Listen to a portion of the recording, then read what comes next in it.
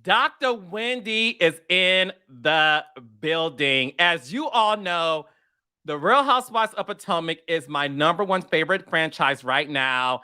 I love the show. I love the cast. And I also love me some Dr. Wendy. Hey, gorgeous. Hey, boo. Hey, how are you? I'm good. We finally get to talk to each other. We follow each other on Instagram. Yes. You are such a sweetheart. You sent me your Oh, candles, which, by the way, were so good.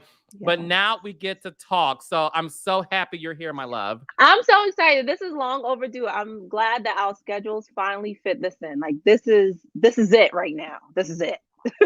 Oh, and yes, it is. So let's just jump right into it, Dr. Wendy. You came on to this show and set it off like Vivica Fox, baby. Talk to me how this educated, beautiful, family oriented, gorgeous Nigerian woman decided to step away a little bit, right, from teaching, but to really be a housewife on a reality show. Because I'm crazy. No, no, but like honestly, I feel like I was just at a point where I wanted to do something for myself, right? Like you guys met me. I had Cameron July 20th. She was in the NICU, so we didn't come home till like August. And then the producers were knocking on my door like late August. So basically, I was just enthralled in like motherhood, and I was like, I want to do something for myself. I've been teaching, I've been living out my mom's dreams. I've been doing all this stuff, getting all these degrees. And I'm just like, I want to do something fun. And so when the opportunity presented itself, I never thought in my bingo card of life that I would ever be a housewife. But when it came, I was like, you know what? Why not? I don't want to be 90 years old on my rocking chair thinking, what would have happened if you took that opportunity? So I YOLO'd and I took it. Were you a fan of reality TV and or the Housewives of Potomac before you decided to be on the show? Part yes, part no.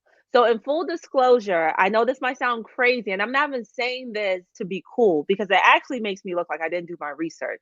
I did not watch Potomac before I joined. I had every single like reason to watch it because Eddie would tell me, "You're about to be on this show. You need to watch it." And I said, "Okay, fine." But I was so busy getting ready for the birth of my daughter that I was like getting the nursery ready, doing this, doing that. And then she came early, like more than a month early. So I didn't have time to do what I wanted to do. But I always watch reality TV. Like I love Jersey. I absolutely adored Atlanta.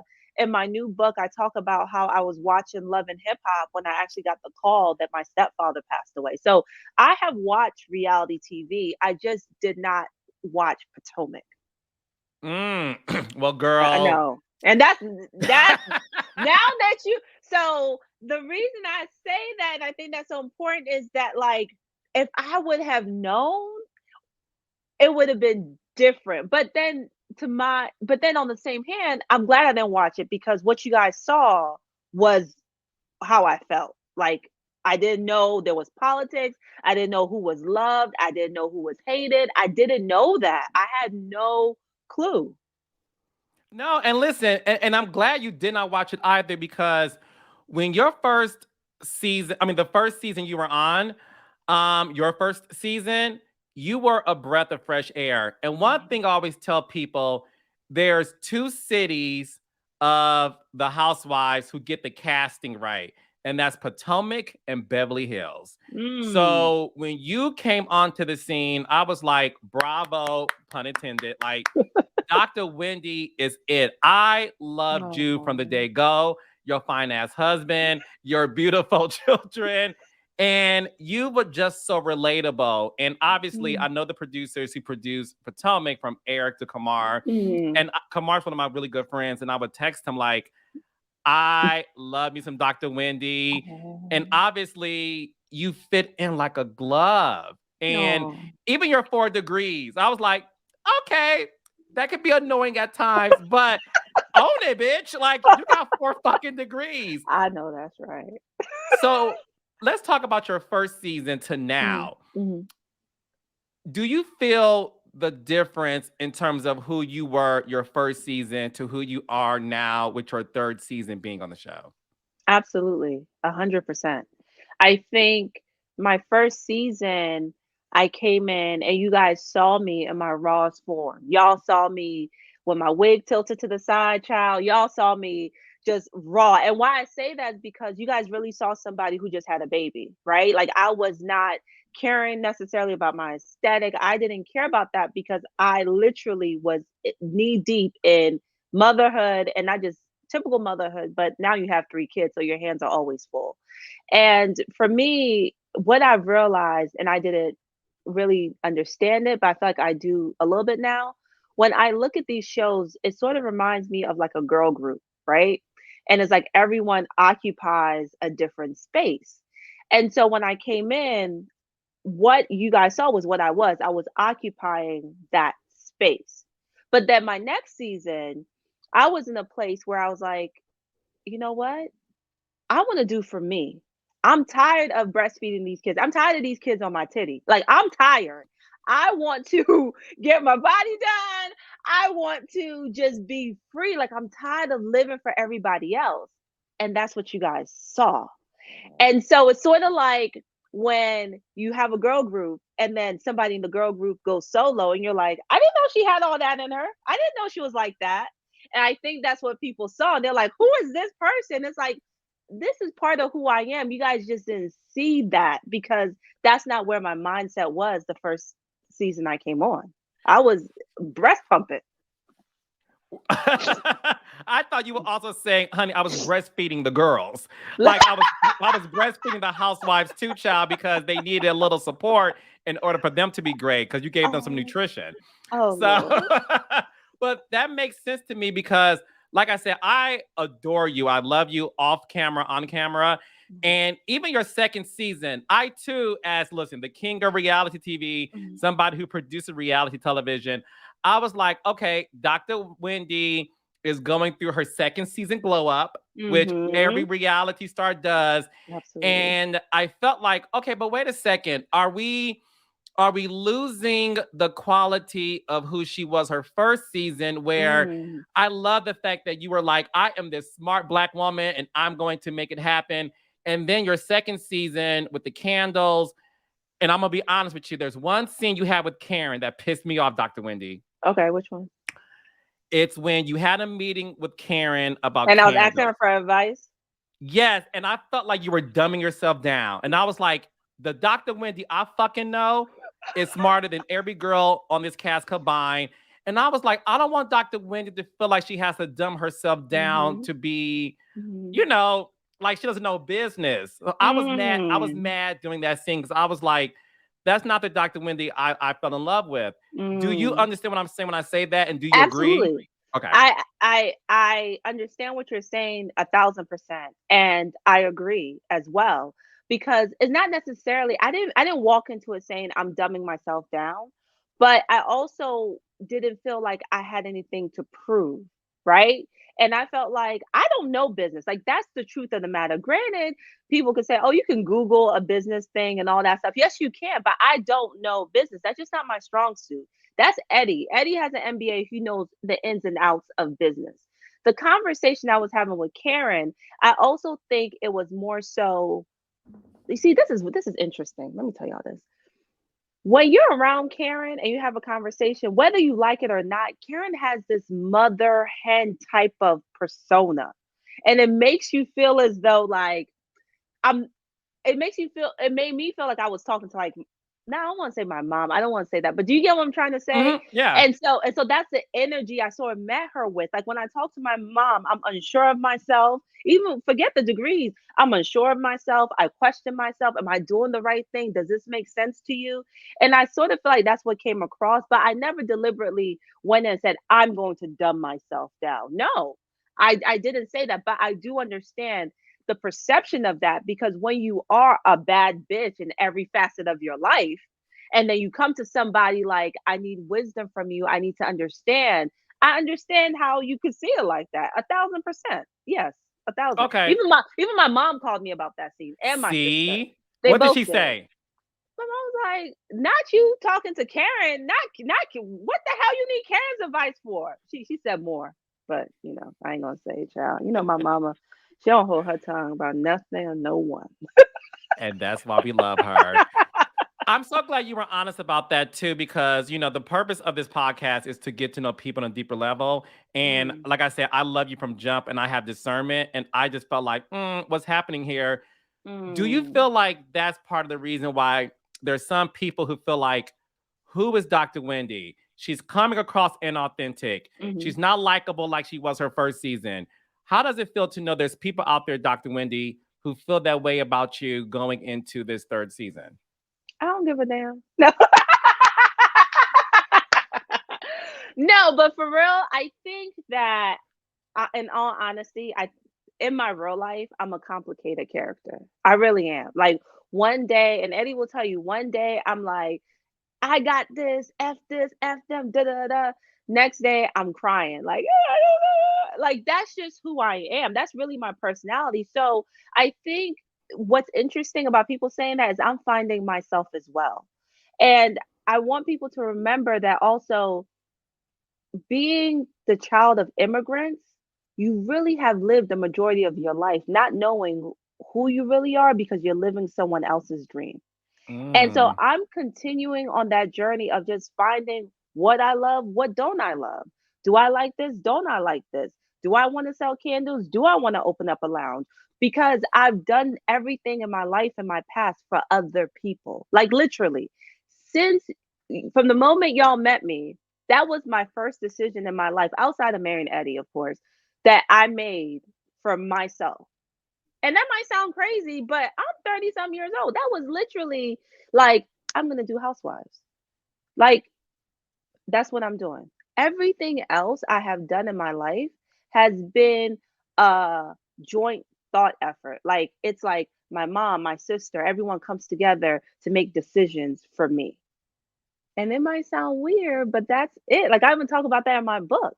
Like they really have been overseers of what I've done. And in my book, I talk about how I failed out of law school, right? And long story short, y'all may not have known that. I failed out of law school. Mm. Yeah, I did. And they all came together and was like, okay, so next you're going to be a doctor. So we have to find out how you're going to be a doctor. So maybe you just go and get your PhD. So I didn't even get a chance once I made that failure to then say, "What? Maybe I don't want to go to school. Maybe I want to do something else." It was like, "No, you have to be a doctor, and we're going to figure out how to get there since the law school route didn't work." So when you are a complicated individual like that, then yes, you guys are seeing me like trying to find my own way because I haven't had the opportunity to do that. Isn't that This crazy? no, it is not crazy. No, listen, all jokes aside, it is not crazy. And this is why I'm so happy we're talking, because for someone like me to be in the business, who also always tell people I'm always going to be a viewer. So I Mm, look at shows that I watch Dr. Wendy as a viewer. And then the mm, producer hat comes in secondly. This mm, makes so much sense to me because, to me, I was even hard on you the premiere episode, because I was like, okay, Dr. Wendy, we got 4 degrees, then we're making mm, candles, and now we're doing a fucking restaurant. And I was like, Dr. Wendy, is this for a storyline? And now that we're talking, this is so interesting because, and I'm getting chills talking to you right now, oh, you are like most career women who are also mothers, and like you said, immigrants, right? mm, Child of immigrants. mhm, You are, for the first time in your adult life, living for you. So when mhm, we see you go through these motions of, the breasts and the booty and candles, and maybe I want to open up a restaurant, we are watching you in real time figure life out. And mhm, the issue is, Dr. Wendy, we're not being told that's what you're doing. mm, We look at this now, Dr. Wendy, as and I'm mm, gonna be very real with you. Child, she needs a storyline. She's coming to mm, set not knowing who she is. She don't know if she loved mm, Giselle or hate the bitch. Like, but I now am getting the glimpse of all your life, and I know this by especially Nigerian children. mhm, mhm, I know that your parents feel like you have two choices: a doctor or lawyer. Yvonne Orji from Insecure, the actress, Mhm. said that the same thing, that you guys are raised to be doctor, lawyer, Yes. engineer, Yes. and you, and stop me when I'm wrong, I feel like you lived your life for your mom, Yes. and right now you're living your life for Wendy. Yes. That's exactly what it is. You got it. Like that's what it is. And I wish that I understand it's an ensemble cast and we can't tease out stories, but that's what it is. I'm almost like a child rebelling. You guys are watching a child rebelling. So you're seeing me like, yeah, I got the 4 degrees. Yeah, I work at this amazing university. Yeah, I'm a commentator. Yeah, I got the husband because in my culture, you have to be married. Yeah, I got the kids, not just the kids, but my culture, you're supposed to have a boy and a girl. So I finally did it, right? I had 2 boys and a girl. I did it. I accomplished everything. Guess what? I'm gonna live for me. So I want the boobs. I want to get my body done. I want to. Why not? If I do candles, I can do candles. If I fail at it, guess what? Don't matter. I'm still a doctor. Boom. All right. Let me do a restaurant. Why not do a restaurant? Because I want to. I think it's a good idea. I also, you know what? Not just a restaurant. I want to put a library in the restaurant because that would be awesome, right? You guys are seeing this person finally getting a taste of independence and a taste of freedom. Mm. And that's what you guys are watching in real time. In real time. So now that thank you for saying that, and this is going to help you a lot, Dr. Wendy, because I now feel like people are able to really understand, because I am getting chills understanding it now as well. With that being said, hindsight is 2020. Mhm. Do you now understand maybe Mhm. why last season Robyn, for example, was Mhm. really confused with who you were at that time? No, because Robin. Robyn, I tried. No, no, no, no, no. Because I felt like out of because well, first of all, I didn't feel that way because we were really close. Like we actually talked. Like when cameras are down, and you know this, Carlos. There are people who just film. We show up to set. Then there's people Yes. who actually talk. No, we talked. We texted. Like we talked. Like, hey girl, how Wait, you not to cut you doing? off, because I don't cut people off. This is shocking. You and Robyn Dixon had a friendship off camera? Yes. Like we talk. Like I would send her an article. She'll send me an article. Girl, what are these people talking about? What are these people talking about? I don't know. When we were in lockdown, how are you doing? How are the boys doing? Are you cooking? Well, I'm tired of cooking. We tired of cooking. I'm tired. We would have those conversations. Or her just calling me, checking in. Hey, how's everything going? Da da da. da. Like we would talk. So that's why I'm like, no. And then two, we saw Robin go from selling and flipping houses to selling beauty supply store hats to doing whatever she doing, and it's okay. So let me understand. It's okay for her to change her career path and explore different things, but I can't. That's why I don't get that. I don't. I would understand. And Robin, you know what I mean? I just don't get it. Like we saw you change different paths yourself, and it wasn't a what's wrong, what's different, girl. You were just flipping a house in downtown Baltimore. Now I know you got me on somebody's screen modeling hats for you. Okay, you my girl. I'm a model the hat. I'm gonna give you an angle. So why can you do it and I can't? So, do you think, in another hindsight 2020, that Mm, Robyn was doing that to create a storyline? yes. Oh, I think so. I okay. personally I personally think she was doing that because we were friends, she never even asked me that off camera. She was never like, "Girl, is everything okay? Are you all right? Like, you going from this to that?" Like, it was never that. It was me watching the episodes with you guys, and I'm like, "Wait, that's how you feel? You never said that. You never communicated this with me. You never talked to me. You never, you know?" So, yeah. Wow. This is deep. And and what I think too, not to get too much into the weeds of last season, but it was what I'm realizing now that I'm stepping back and just watching even this season. The name of the game is connecting the dots, right? It's a connect the dot game. And that was part of her laying the foundation to connect the dots for my plastic surgery, then to connect the dots for I got plastic surgery because of the false rumor for Eddie. It was all laying the groundwork. It was a connecting the dots.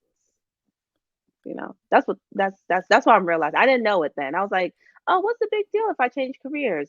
No, it's because you're changing careers because you're acting different and you're acting different, and then you got your body done, and all of this is because of this rumor. Mm.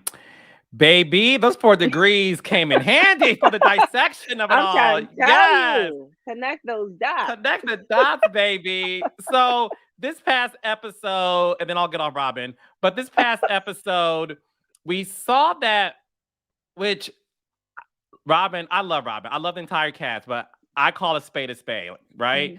Hmm. Hmm. We saw that Robin did not invite you to her event that was for the kids. She told Candace to call you not just a mama, a black mama. Okay? She had Candace call a black mama and said, "Can I take your kids Hmm. out of your house in Hmm. my vehicle? Hmm. Drive down I-85 South, getting off Let me tell you, exit 12, turning up honey. in the parking lot, child, Hmm. and have a play date with another woman and her kids." Hmm. And you said no, which, as a black man Hmm. raised by a black mama, Hmm. I understood that 150%. Come on, Carlos. Where I was so this is no shade. I said, "Bitch, am I watching the OC Housewives? Because black folks know this ain't how we get down." Mm-mm. In the Mm-mm. audacity of that, what was Robin thinking? Was this another situation where she was creating a storyline, you think? Or So, does she hate you that much? Pretty.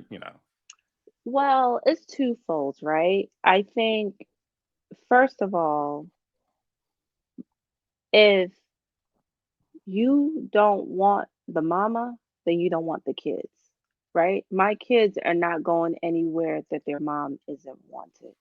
That's very simple to me. It doesn't take a lot to go through that. Um, and if I could actually keep it very real, there was a moment, a hot mic moment. And in my hot mic moment, you guys hear me say, "Oh, wait, I'm still mic'd," or something like that. Mhm. That comment wasn't to my comment earlier about Mia. That comment was because I called Eric. Eric was working overtime that episode. You know Eric. The I showrunner called Eric, the Carlos King of E- Potomac is what I call my EP mentee. Eric. Yes. Oh, I love Eric. I said, Eric, I need to talk to you.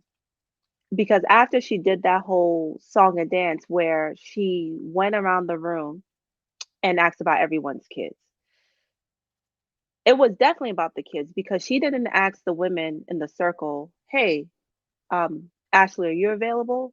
Sharice, are you available? She asked specifically if our kids were available.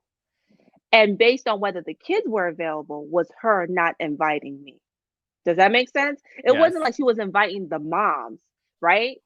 It was the children she was inviting. So I said to Eric when I had my moment with him, I set him in the car and I was crying, crying. I said, y'all can come for me all you want to. I signed up for this. Come for me. She can come for me however she wants to. But to do this to a 2, 6, and 8-year old, that's not what I signed up for, nor did my kids sign up for that. And Eric will tell you, I set him in the car. He was right in my front seat, crying. I was crying because I can take a lot. But as a mom, don't do that to my kids. And my kids are of the age where, for me, they don't necessarily watch the show, but they have friends, especially my two oldest ones, who their friends watch the show with their mom. Like the show comes on at 8 o'clock, they're still awake and they'll say, "Oh, Carter Cruz, I saw you on TV." So the conversation can never be, well, your kids won't know. Yes, they'll know. They found out the same time y'all found out. They have friends who watch the show. So they know that they weren't invited. And as long as Robin has been on this show, my kids are the only kids she's ever had a play date with. Our boys are the only boys that had a football play date. So for her to do that, I just felt like, wow, that's really, really wrong. And then to answer your second question about was this for a storyline? I don't know what it was for, but I know everyone, including, and I'll give it to some people who I don't even, have the best relationship with, told her that's wrong. Don't do that. That's wrong. People, they said that's wrong. Do not do that. And she did not budge. She was like, I don't care. I don't care about those kids. I don't care. Oh my. Okay. I'm sorry. I'm not gonna get emotional because I am such an advocate for children. Even on my show, Love and Marriage Huntsville. I tell the cast all the time, kids are off limits. We're not gonna play around with the Yeah, kids. And no matter what they go through as a cast, those kids are friends with each other. that's right. And I always appreciated the fact that when there was ever an event for the kids, that the kids would definitely be there, even if the parents don't get along. And I'm so sorry you have to go through that. Listen, Robyn isn't here to defend herself, so I'll give her that as well. But that this is truly breaking my heart, and I don't want people to hear me cry because I don't sound good crying. So I'm gonna Oh, change the subject because I it's don't play okay. that shit when it comes to kids. You know I what I'm don't saying? Like either. And kids it's a to me are family off limits. and it's a family fun day. Like, how are you gonna set you so you want my kids to come with Candace to a family fun day when none of their family's there and every other kid has their family? Like, this is not making any sense to me. I don't play with my kids. Why would I put them in a position or an environment where the host of the event doesn't even like their mom? You don't have to invite me. You don't have to invite me. That's fine. But then don't now try to backtrack and try to come up with some convoluted, way to get my kids there. It would have made more sense for her to say, "Hey, Juan, call Eddie. Tell Eddie to bring the kids." That would have made sense. Let Mm. them let their dad bring them. That would have made sense, right? Like, hey, no, Wendy, I have an issue with you. I have a problem with you. Absolutely, you're right. But you know what? Tell Eddie to bring the kids there. 1000%. That makes sense. And that's why she's called Dr. Wendy. So, like I said, I love Robyn. I love the girls. I was in Miami a few months ago when y'all were filming, and I wanted to surprise y'all because I Hmm. am obsessed with this show, and I'm not going to give much away. So, I was able to meet Giselle, Robyn, Charisse, and Ashley, and they were Hmm. all lovely. We had a good old Hmm. kiki, boom, boom, Hmm. boom. And I said, where are my other girls? Because I'm obsessed, as you know, with you and Candace. Hmm. Candace was shooting something else, Hmm. but again, I'm not gonna give much away. But Dr. Hmm. Wendy wasn't there. Right. This was the day after this altercation happened at Peter's Bar One Hmm. restaurant in Miami. Hmm.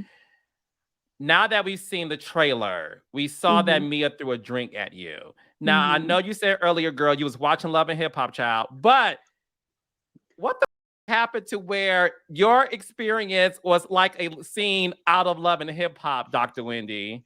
Honestly, that was wild.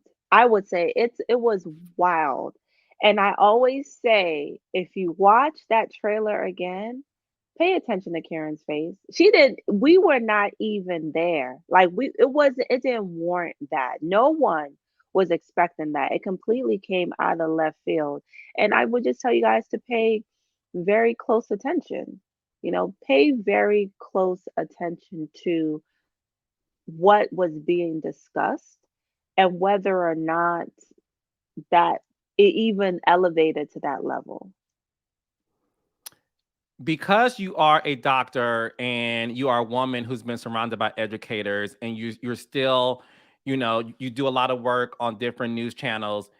In that moment or even afterwards, did you feel like I have such a great career?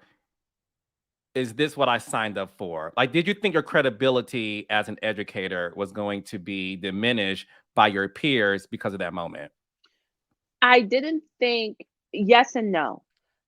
In that moment when it happened, I thought of everything I had accomplished and whether or not me retaliating was worth losing all of those things. It was a split second decision because you have natural reflexes. Someone throws a drink at you, it's like, I'm like, you know what I mean? Like it's just natural, right? But like you guys see in that moment when it happens, and then I just think of my daughter, I think of my children. I'm like, I've worked so damn hard. Like Carlos, and we can vibe on this. In a industry that is dominated by people who don't look like you, Hmm. for you to achieve the level of success you have, you know how hard you have worked. For me to achieve the level of success I have, where I can choose what network I go on, where I can do these things, where I'm at a top university, is what I'm about to do worth risking all of that? And in that moment, I had to say, you know what? We're not going to do that because y'all can say whatever you want about me, but baby, this career, I worked damn hard for it. And I've earned everything I have. Nothing was given to me. Blood, sweat, and tears, I earned it all. And I'm not going to let the misactions of one person cause me to now throw all of that down the drain. No. And without giving too much away, then we'll move on. We saw that season 5, there was a very healthy Hmm. conversation with the housewives after Monique and Candace got into their altercation. There Right. was a sit down conversation that all of you ladies were a part of. Hmm. May I ask you, was that same grace given to you after that moment? Y'all are going to see a lot of people eat their words. Y'all remember everybody's position, how, this is not what we do. We're better than this. Watch. Pay close attention. This season is about paying close attention and paying attention to the ways that the goalpost is continuously moved depending on who is on the receiving end. That's what this season's about. That's what this season's about. Hmm. Well, Dr. Wendy, oh, Oh, go can I ahead. I'm say sorry. something Go real ahead. quick? I want to Go- say one thing. It's to tie that to your earlier question when you were talking about Robin. What you guys will also see outside of the family fun day is people doing everything in their power to ice me out, and guys will see it throughout the season. You'll see it throughout this. This is not the first time. That family fun day, oh, that's child's play. That is child's play. Stay locked in. What you guys will see throughout the season, you guys will be like, what? Is it that serious? This doesn't make any sense. Yeah.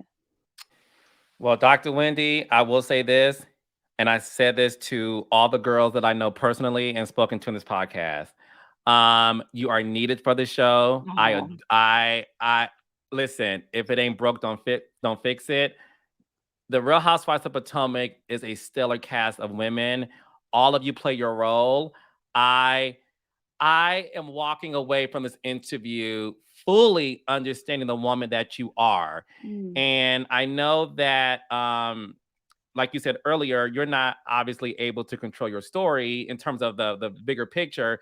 But I really hope a lot of people listen to this interview because I now understand that you are a woman. Like a lot of women, especially mothers, you're just figuring life out and you're doing it day by day. And the only difference between you and Sally Ann in Iowa is you have a camera crew following your journey.